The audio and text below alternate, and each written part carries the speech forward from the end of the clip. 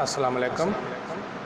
جو مریض سوتے سوتے رات میں اٹھ کر بیٹھ جاتے ہوں یا اٹھ کر چلنا شروع کر دیتے ہوں، ہومیوپیتھک میں اس کے لیے میڈیسن استعمال ہوتی ہے، مریض انشاءاللہ ٹھیک ہو جاتے ہیں۔ اسے ہم خواب خرامی کا لفظ بھی بولتے ہیں۔ ہومیوپیتھک میں اس کا بہت آسانی سے علاج ہو جاتا ہے۔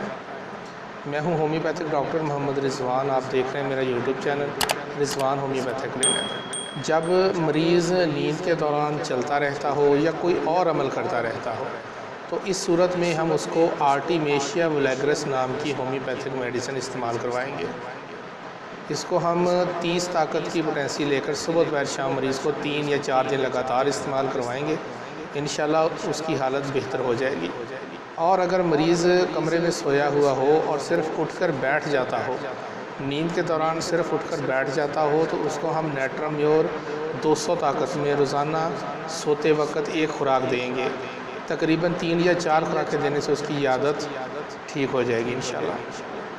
اس کے علاوہ جب مریض فاطر العقل ہو، تھوڑی عقل کا موٹا ہو یا تھوڑا ایب نارمل ہو دماغی طور پر، اور اس کے ساتھ اس کو رات کا خوف بھی رہتا ہو، غنودگی بھی چھائی رہتی ہو، رات آنے سے وہ ڈرتا ہو، وہ اپنے ذہن میں سوچتا ہے کہ رات کا ٹائم نہ آئے، یہی دن کا ٹائم ہی مناسب طریقے سے ہمیشہ کے لیے رک جائے، ایسے مریض کو ہم کالی برومیٹم 30 طاقت میں تقریباً 3 سے 4 دن استعمال کروائیں گے، صبح دوپہر شام کے حساب سے تقریباً 10 قطرے 1 گھونٹ پانی میں ملا کر اس کی ایک خوراک بنتی ہے۔